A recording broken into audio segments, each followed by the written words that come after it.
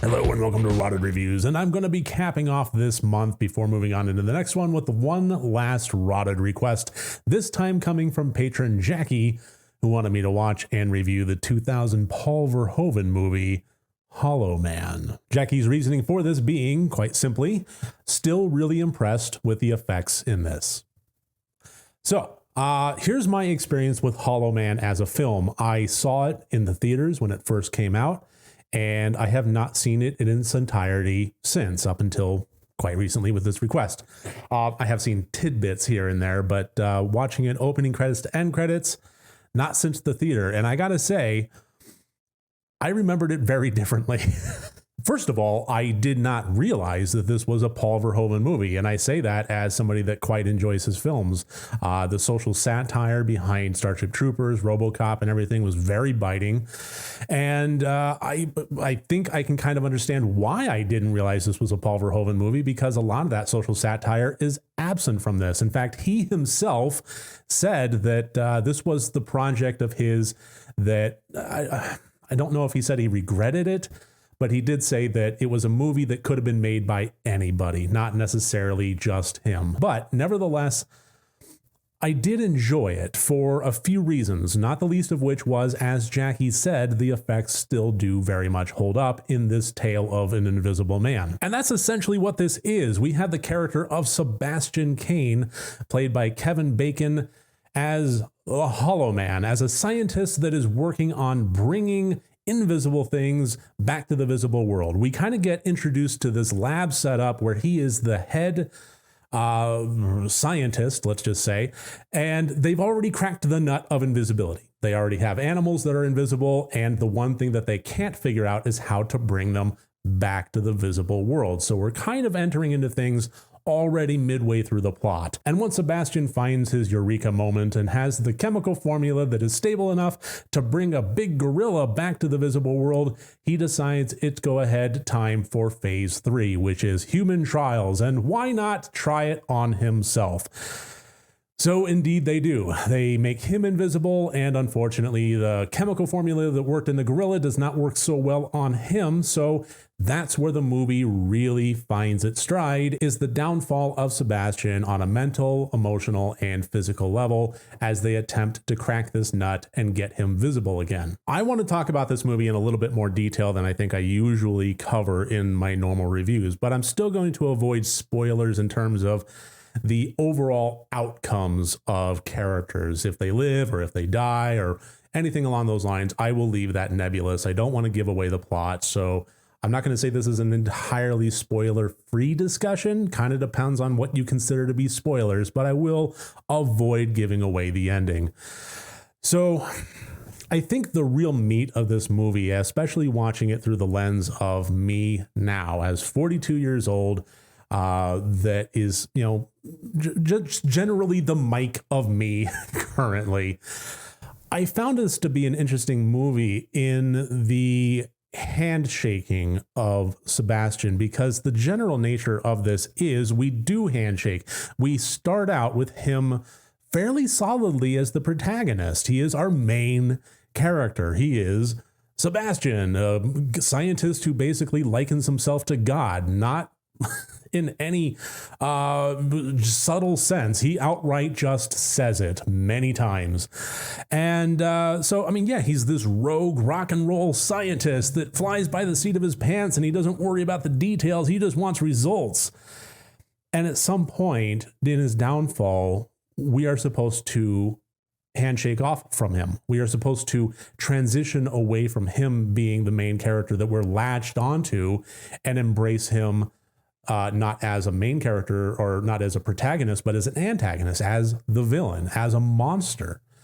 And it kind of feels like this movie is a little bit of an experiment, not on the characters, but on the audience, in determining at what point in the movie we achieve that transition. On an individual audience member level, when do we turn against Sebastian? What ills does he conceive of that finally break us and make us think, okay, this isn't somebody that we want redeemed. This isn't somebody that we want to be a part of anymore. And this is the area in which I think that I remember this film differently. So there is one very critical scene in this that does involve sexual assault. And I'm using a very, I wish I didn't have to use softball language, but this is YouTube. I got to use softball language, and I apologize for that. I wish I could be very visceral about this. But language being what it is, yeah, there was a scene involving sexual assault. And I remembered that differently. Just kind of the what I saw in the theater, I seem to recall that like the opportunity had presented it, and then it cut away with like an indecisive level of not quite sure. And maybe I'm more recalling an element of the trailer than I am the film itself. But definitely when I watched it this time, it was like, oh shit, like that happened. They did not cut away. And I got to say, I mean, that would absolutely have been my cutoff point. That would have been my transition point, my handshake point, that I am no longer on board with Sebastian. However, I think I actually jumped ship away from Sebastian much earlier than that. And this is probably me being a little bit pedantic, maybe showing my old grandpa style, or possibly just my pacifist self. But I don't really much go for the cocky scientist that thinks he's God attitude. How best to put this? The other characters were his supporting scientists of various fields and degrees, veterinarian, doctors, so on. And he put them all in jeopardy with the move to want to go to phase 3 outside of the supporting government body that was funding them. It was something that he wanted to keep under the table, hide the results from phase 2, and enter into phase 3 immediately to have his spotlight moment and put everybody at risk. And to their detriment, they went along with it. But I can't latch onto a character that would put his coworkers' lives and careers at risk like that for nothing more than hubris. So already I was off board with Sebastian. But even before that, just having a character just proclaim that, you know, he is God, and that he doesn't sweat the details, and he doesn't worry about the slow steps that science really does require. Let me put it this way. From the moment that Kevin Bacon stepped on screen, I didn't hate him, but I really didn't latch onto him very much either. He was a reprehensible character from the word go, and the attitude and cockiness and so forth that he put to screen worked well for the Sebastian character. It's not a knock on Kevin Bacon's performance whatsoever.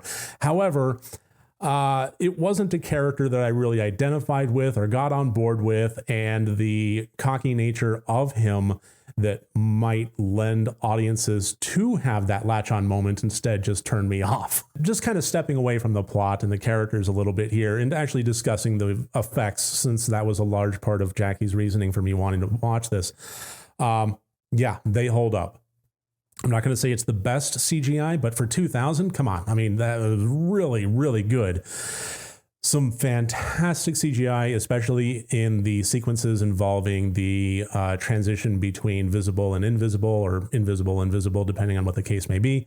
The gorilla was just amazing to watch it slowly come back to the visible world, one body part and organ at a time, the spine filling in, then, you know, all the blood vessels, surrounding the body, and, just then the organs, and then the muscle tissue. And it was fantastic. And I love that. So the effects start to kind of see, how that was early CGI. I'm not going to say it holds up necessarily to the effects of today, but we're 23 years more advanced. And I think that that's an unfair comparison to make. So I'm not even going to do that. For the time that it was phenomenal. And for the time that we're at now, very good. So yeah, just on a blockbuster popcorn Invisible Man movie, this is still definitely worth watching. It is a fun, entertaining, somewhat difficult on the character and plot level kind of ride. So if you have seen Hollow Man, I am curious, what did you think of it? And what was your line? What was the moment in the movie in which you made the transition and thought of Sebastian as a monster? Hopefully it was at some point, but let me know. I'm curious. So leave your comments and I'd love to read them. So thank you very much for joining me. Have a great rest of your day. Let's have a good month moving forward. And remember, next time you want to watch a horror movie, first make sure that it's good and rotted.